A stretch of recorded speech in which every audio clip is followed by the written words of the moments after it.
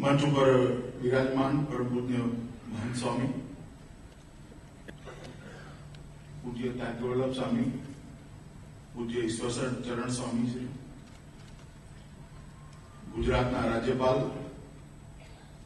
महामहिम प्रोफेसर ओम प्रकाश कोहली जी, कर्नाटकना राज्यपाल महामहिम श्री वजुभाई वारा साहेब,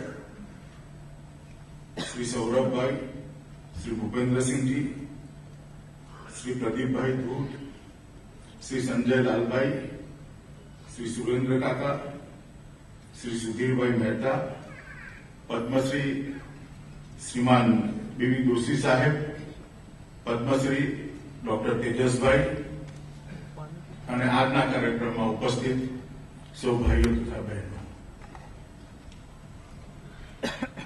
કાર્યક્રમ થોડોક મોડો ચાલી રહ્યો છે સમય કરતા, અને શ્રી અબ્દુલ કલામે અને શ્રી તિવારીજીએ જે પુસ્તક લખ્યું છે એ બાબતમાં ઘણી બધી વાતો આપણે અહીંયા જોઈ છે, એટલે હું એ પુસ્તક બાબતમાં જે થોડી ઘણી વિગત કહેવા માંગતો હતો એમાંથી બચું છું, પરંતુ મારા પ્રમુખ સ્વામી महाराज સાથેના સંપર્ક બાબતમાં જરૂર કંઈક કહેવા માંગુ છું। મારા જીવનમાં ઘણા સમયથી પ્રમુખ સ્વામી મહારાજનો સંપર્ક બહુ જૂનો છે। જીવનના અનેક સમય વિજયની પરે, પરાજયની પરે, ખુશીના સમય કે સંકટના સમય, લગભગ દરેક પ્રકારના ભાવના સમય એમના સાનિધ્યનો મોકો મને મળ્યો છે, અને દરેક વખતે હું એમની જોડેથી આશ્ચર્યચકિત થઈને ઉભો થયો। દરેક મારા મનમાં શું ભાવ હોય એ ક્યારેક તો પ્રગટ હોય અખબારોના કારણે, કારણ કે હું જાહેર જીવનમાં કામ કરું છું, પણ ક્યારેક મનની અંદર કેટલીક વિધાઓ હોય જે ના અખબારોને ખબર ના હોય, પ્રગટ હોય, પરંતુ મેં જ્યારે બાપાના ચરણોમાં આશીર્વાદ લેવા માટે શીશ ઝુકાવ્યું હોય ત્યારે ભાવને અનુરૂપ જ આશીર્વાદ એમના મોઢામાંથી નીકળ્યા હોય। આ એક નિયતિના હોય છે। મિત્રો, ડોક્ટર અબ્દુલ કલામે જે શક્તિથી પ્રભાવિત થયા, જેમાંથી એમને મેળવ્યું અને એ અનુભવોને એમને લખ્યા, એ શક્તિ તો અંત તો ગત્વા સંત શક્તિ છે,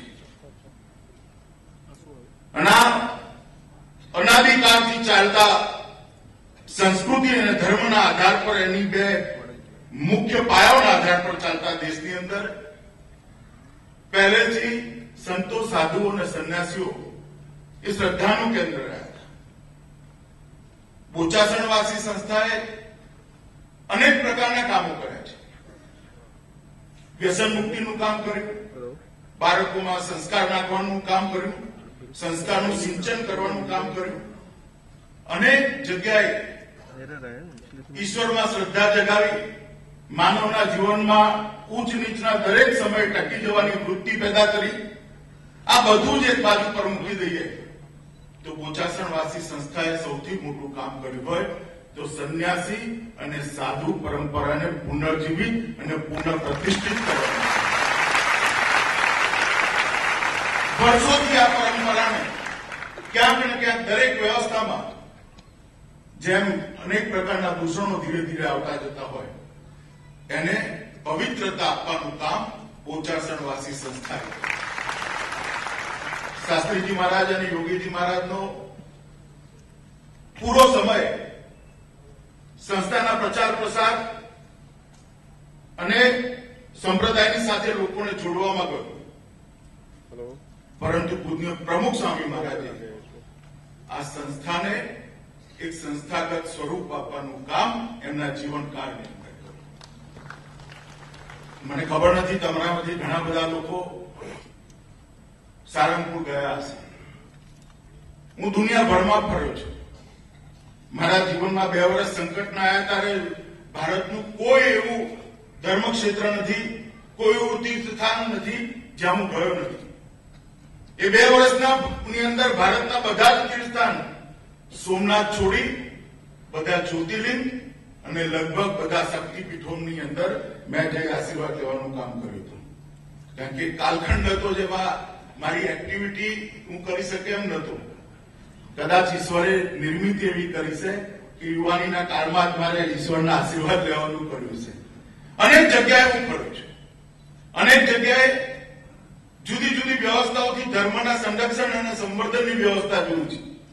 પણ બોચાસણવાસી સંસ્થાએ જે સારંગપુરની અંદર સાધુઓના અભ્યાસ માટે અને એમના જીવનના ઉત્થાન માટે જે કોલેજ બનાવી છે, જે શિક્ષણ સંસ્થા બનાવી છે, મેં આવી વ્યવસ્થા મારા જીવનમાં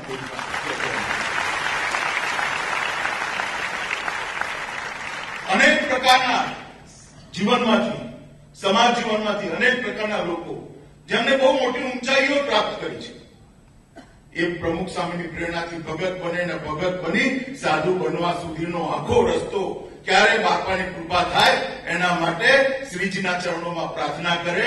આવી વ્યવસ્થા મેં મારા જીવનમાં કોઈ જગ્યાએ જોઈ નથી. અને હું માનું છું કે જે રીતે આદિ શંકરાચાર્યએ એક બહુ મોટા સંકટના સમયમાં અખાડાઓની રચના કરી, એક વૈજ્ઞાનિક વ્યવસ્થા કરી અને એને હિન્દુ ધર્મને એક લાંબા સમય સુધી એક નવા રસ્તા પર લઈ જવાનું કામ કર્યું. અને એ જયારે અખાડાની વ્યવસ્થા પણ ચરમરાવા માંડી એ વખતે પ્રમુખ સ્વામી મહારાજે બોચાસણવાસી સંસ્થાના માધ્યમથી આજે હિન્દુ ધર્મની અંદર સંત, સાધુ અને સંન્યાસી આ ત્રણેય સંસ્થાઓને એક નવી તાકાત આપવાનું કામ કર્યું છે. હું માનું છું કે જે વખતે આદિ શંકરાચાર્યએ કામ કર્યું છે એના કરતા પણ વધુ સંકટમાં જયારે સંન્યાસી અને સાધુ આ પરંપરાઓ હતી એમને બહાર કાઢવાનું કામ પૂજ્ય બાપાએ કર્યું છે. અને આ યોગદાન આવનારા દિવસોમાં ખાલી ભારત માટે નહીં, વિશ્વ માટે એક બહુ જ મહત્વપૂર્ણ યોગદાન છે. કારણ કે હું જન્મે હિન્દુ છું એટલા માટે નથી કહેતો, પરંતુ હું એવું માનું છું કે હિન્દુ ધર્મની અંદર જ દુનિયાની બધી જ સમસ્યાઓનું સમાધાન સમાયેલું છે. અને એની અંદર સંત વ્યવસ્થા, સંન્યાસી વ્યવસ્થા અને સાધુ વ્યવસ્થાને પુનર્જીવિત કરવાનું કામ, નવપલ્લિત કરવાનું કામ જે બાપાએ કર્યું છે એ આવનારા દિવસોમાં જ્યારે 50, 100, 150 વર્ષ પછી દુનિયાના અંદર ધાર્મિક પ્રવાહો જે છે, ધાર્મિક ચેતનાઓ છે, એનો ઇતિહાસ લખાતો છે ત્યારે એક સુવર્ણ પૃષ્ઠ જરૂર લખાશે એની મને શ્રદ્ધા છે. હજારો લોકોના જીવનમાંથી વ્યસનને બહાર કાઢવાનું કામ, લાખો લોકોના જીવનની અંદર અતૂટ ઈશ્વર પ્રત્યે શ્રદ્ધા ઉભી કરવાનું કામ અને એ શ્રદ્ધાના આધારે આધ્યાત્મિક ઊંચાઈઓ પ્રાપ્ત કરી એ વ્યક્તિ આત્માની ઊંચાઈઓના માટે પુરુષાર્થ કરતો થાય એ પ્રકારની પ્રેરણા આ બોચાસણવાસી સંસ્થાએ આપી છે. અને મને શ્રદ્ધા છે કે જે પરંપરા શાસ્ત્રીજી મહારાજ, યોગીજી મહારાજ અને પ્રમુખ સ્વામી મહારાજે કરી છે એ ઘણા લાંબા સમય સુધી ચાલી રાખશે. અને દીવાદાળીની જેમ દીવાદાળી દૂર સુધી સમુદ્રની અંદર ફસાયેલા વાહનને રસ્તો બતાવતી હોય છે, એમ દૂર સુધી હિન્દુ ધર્મના દરેક મત, પંથ, સંપ્રદાયના લોકોને સંન્યાસી જીવન કેવું હોઈ શકે, સાધુ જીવન કેવું હોઈ શકે અને સાધુનો સંયમ કેવો હોઈ શકે એ દિશામાં દીવાદાળીનું કામ કરશે. આજે આ કાર્યક્રમની અંદર બોચાસણવાસી સંસ્થાએ મને નિમંત્રિત કર્યો અને વિશેષ કરીને સાધુ બ્રહ્મવિહારીદાસજીએ મને નિમંત્રણ આપ્યું, અહીંયા ઉપસ્થિત રહેવાનો મોકો આપ્યો. આજે આ મંચ ઉપરથી પૂજ્ય પ્રમુખ સ્વામી મહારાજના શ્રી ચરણોમાં પ્રણામ કરી મારી વાતને સમાપ્ત કરું છું. વંદે માતરમ.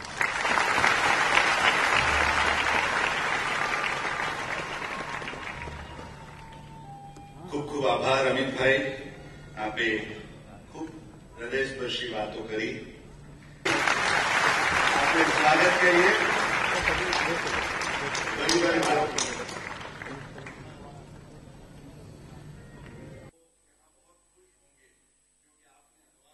होगा कि ये एक हमारे गुजरात के ऐसे गवर्नर हैं जिन्होंने वैल्यू ओरिएंटेड